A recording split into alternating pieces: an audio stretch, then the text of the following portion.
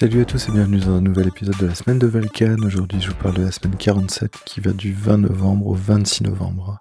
Alors pour commencer cette semaine, c'était une semaine assez dense en fait en termes de travail et autres, donc j'ai vu pas mal de trucs, j'ai quand même pris du temps pour regarder pas mal de médias, mais du coup je suis un peu sur les genoux et en plus j'ai tenté un nouvel logiciel de synchro pour mes notes Obsidian et j'ai l'impression d'avoir perdu certaines notes, donc ça m'emmerde un peu. Bon, heureusement j'ai des backups à côté, je fais du Git pour avoir du versionning sur mes notes, donc j'ai pu récupérer des choses, mais ça voudrait dire qu'il faudrait que je regarde toutes les notes pour voir si j'ai pas perdu des choses, donc bon, je suis un peu saoulé là-dessus.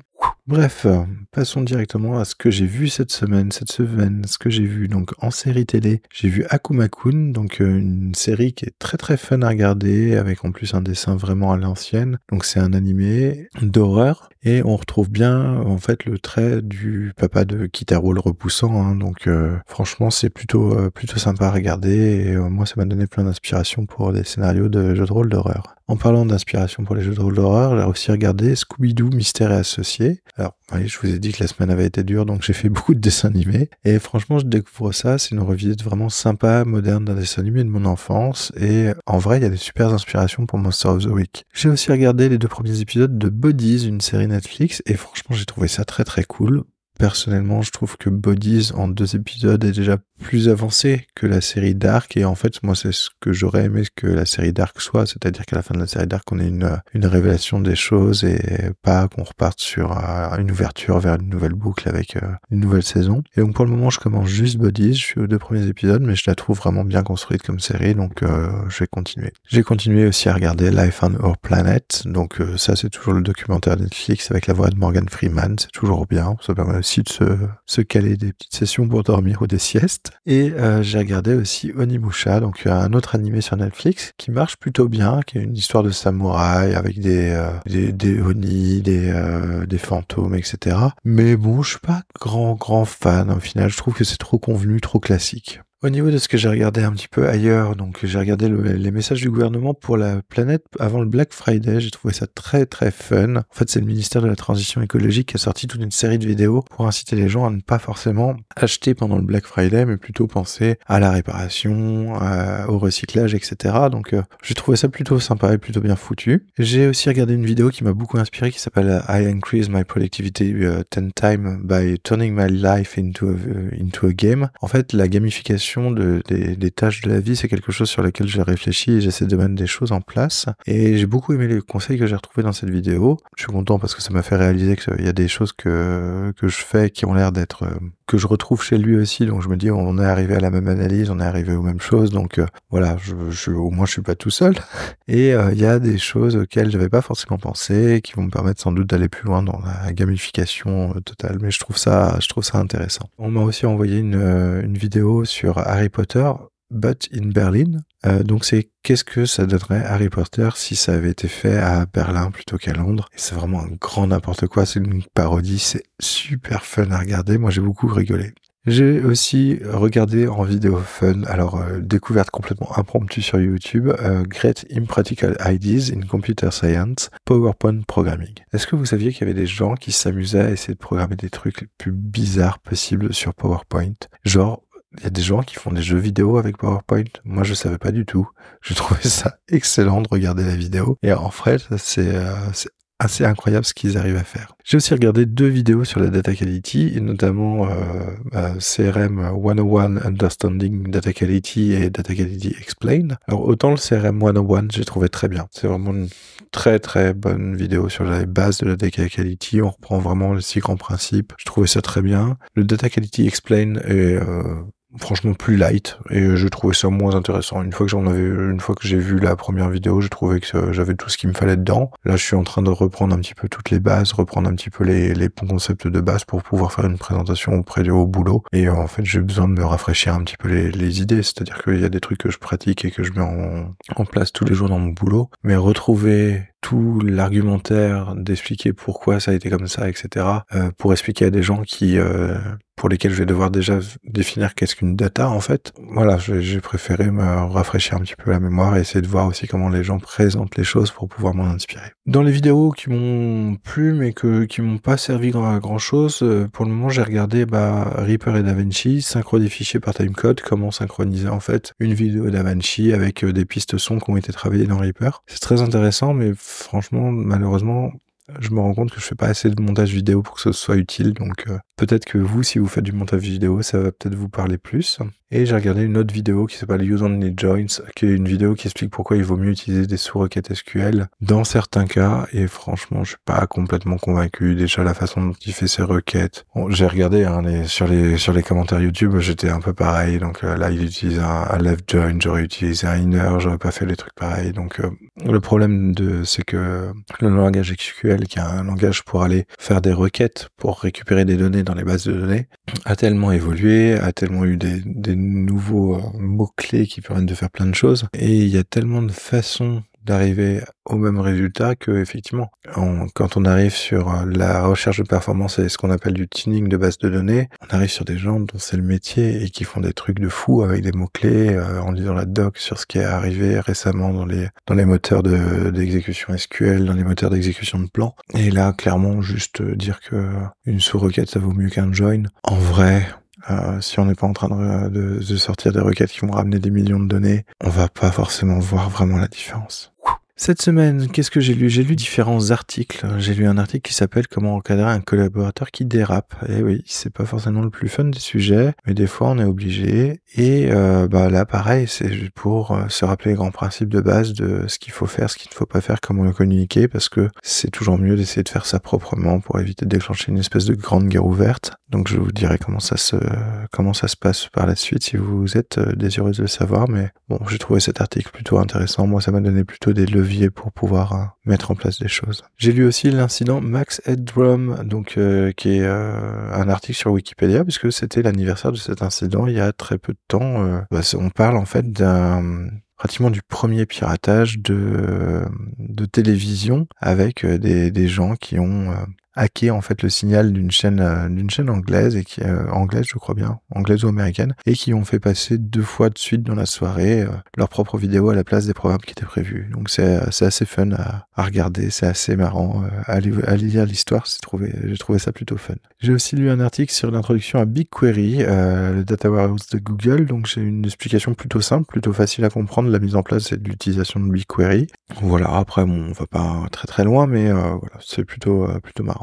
Et sinon, j'ai commencé à utiliser un petit outil qui s'appelle Flow Launcher, qui est un espèce de launcher pour Windows qui permet de faire pas mal de choses. Je suis en train de le tester. Pour le moment, c'est assez mitigé, mais je vous en parle un petit peu plus tard. Ce que j'ai écouté cette semaine, donc j'ai écouté déjà un podcast qui s'appelle New Work City. Faut-il vraiment des diplômes pour réussir? Alors, j'ai trouvé l'épisode vraiment excellent. L'invitée, elle est incroyable. C'est la créatrice de la marque Tartine et Chocolat. Et elle est vraiment... c'est vraiment génial à écouter. Elle a pas sa langue dans la poche. Elle explique son histoire, comment elle s'y est pris.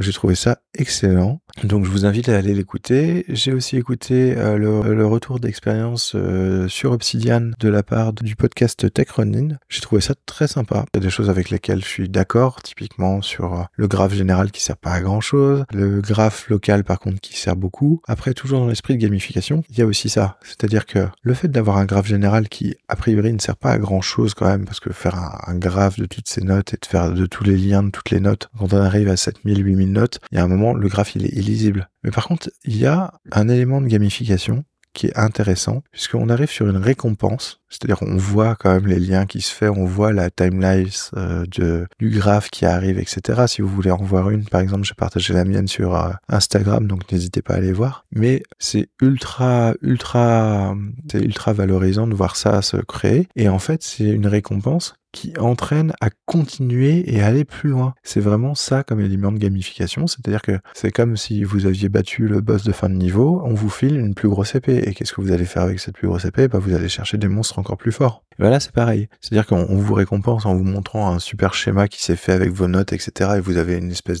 d'énorme map monde avec toutes vos notes qui se relient. Et ce que vous avez envie de faire, c'est reprendre toutes les notes qui sont pas reliées, essayer de les relier à autre chose, ou se dire, je vais continuer à relier, je vais rajouter d'autres notes. Et en fait, du coup, on a une récompense qui nous entraîne à utiliser d'autant plus l'application. Donc là où je rejoins Julien de TechRunins, c'est que fonctionnellement, le graphe en soi, il n'a pas beaucoup d'intérêt. Par contre, dans l'installation de l'habitude, dans la gamification de la chose et dans l'utilisation et dans le fait de pousser à l'utilisation d'Obsidian, je trouve qu'il a tout son sens. J'ai aussi écouté l'épisode de Tech Café, pourquoi OpenAI a viré Sam Altman. Donc il y a un épisode vraiment top en fait pour essayer de comprendre un petit peu tout ce qui se passe sur OpenAI, sachant que là il y a encore des nouvelles choses. Donc a priori Sam Altman serait de nouveau au board et tout le board a été refait. J'ai écouté chez Coup Critique les critiques de Shiver et Shiver Gothic, 2 jeux d'horreur. Et en fait, les 2 critiques m'ont vraiment envie de sortir le bouquin que j'avais acheté en financement participatif, histoire de pouvoir lancer une partie. Donc ça risque d'arriver très vite dans mes piles de prochaines lectures.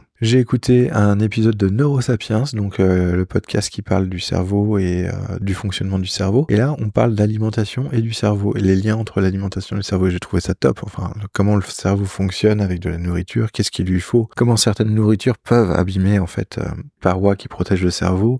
Enfin, c'est vraiment super intéressant de se dire qu'on peut, juste en faisant attention à ce qu'on mange, améliorer un peu la santé, et puis voire même améliorer notre mémoire, améliorer notre capacité cognitive, améliorer notre réserve neurale. Enfin bon, c'est juste fou.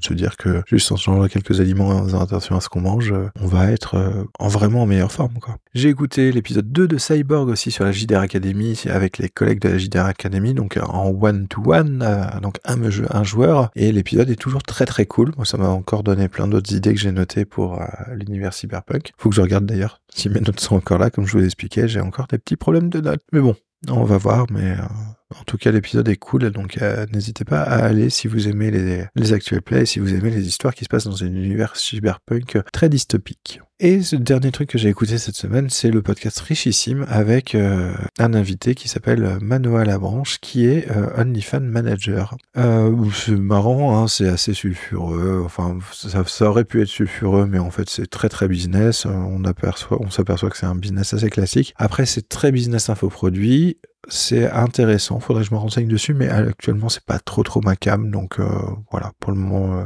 je laisse un peu cet épisode de côté, je reviendrai plus tard. Au niveau des projets, donc comme je vous disais, là les projets c'est un peu en stand-by because beaucoup de boulot et que je me suis rendu compte que j'avais perdu des notes, donc je suis plutôt en train de bosser là-dessus. Donc j'essaye un nouveau logiciel de synchro. Je sais pas si c'est lui qui a foutu la grouille ou pas. Ça s'appelle SingSing et ça a l'air de marcher vraiment bien. Mais là, j'ai essayé de connecter plusieurs PC et tout ça, et je me demande si à un moment il n'y a pas quand même un truc qui est parti en sucette avec la synchro. Bon, on va voir. Pour le moment, alors ce que j'utilisais avant, c'était le OneDrive de Microsoft, hein, et j'avais eu quand même beaucoup de doublons. Là, j'ai moins de doublons, mais est-ce que j'ai pas eu à un moment, en rajoutant différents dossiers de partage sur les mêmes dossiers, est-ce que j'ai pas eu un cafouillage qui s'est fait au niveau du logiciel, au niveau de la synchro, et qui aurait récupéré des anciennes versions ou des versions, peut-être des problèmes de date de version et autres. Donc là, je suis en train de regarder ça. Je suis toujours en train d'essayer Todoist, qui me convient parfaitement, c'est qui me permet en plus d'avoir l'intégration dans les calendriers et dans Obsidian, donc ça j'ai trouvé ça top. Et je suis toujours en train d'essayer aussi Toggle, donc pour noter un petit peu le temps passé sur certaines tâches. Là j'ai plus de mal, j'avoue, je suis moins dans le truc j'ai du mal à switcher en fait, hein. Dès que je commence une tâche, enregistrer Toggle, etc. Même sur mes tâches perso, j'ai du mal à me dire, je calcule le temps sur mes tâches perso alors qu'il faudrait, et je sais pas, je vais pas trouver ça ultra pratique, il faut que je rentre la tâche, etc. Donc ça casse un peu le flow. En fait, on se dit, on va se mettre à une tâche, ok, on se motive pour faire quelque chose. Attends 30 secondes, il faut que je note la tâche dans Toggle. J'ai pas trouvé ça super fluide en fait. Et en fait, dès qu'il y a ça manque de fluidité dans la réalisation d'une action, ça crée de la friction et ça risque d'impacter l'action qu'on souhaitait faire. Donc je trouve ça pas forcément top. Donc voilà où j'en suis là pour le moment au niveau des projets personnels. J'ai récupéré aussi beaucoup de retours de lecture pour Monster of the Week. Il faut que je les traite. J'ai vraiment pas du tout eu le temps cette semaine. Et le reste du créatif est un peu en stand-by aussi. Voilà, sinon je voulais remercier tous les auditeurs déjà, et puis aussi souhaiter la bienvenue à Chap Auteur sur Mastodon, puisque c'est la personne qui a le podcast Lightnet Story, dont j'avais déjà parlé dans les premiers épisodes, que j'écoute régulièrement, et je lui souhaite une bonne arrivée dans mes DM sur Mastodon. Et ça sera tout pour cette semaine qui a été quand même assez chargée en termes de médias et qui a été assez chargée en termes de fatigue et de boulot. Donc n'hésitez pas à me suivre sur les réseaux, n'hésitez pas à aller sur Instagram ou sur Mastodon, n'hésitez pas à me laisser des commentaires ou à venir discuter avec moi des différents sujets. Notamment si vous avez un outil de synchro de notes qui puisse marcher avec Obsidian et qui fonctionne vraiment bien et avec lequel je vais pas me soucier d'avoir peur de perdre des bouts de notes ou d'avoir des doublons, etc. S'il vous plaît, venez me le conseiller et que je le teste. Voilà, ça sera tout pour cet épisode. Donc, j'espère que vous avez passé une bonne semaine et je vous dis à la semaine prochaine. Salut, salut!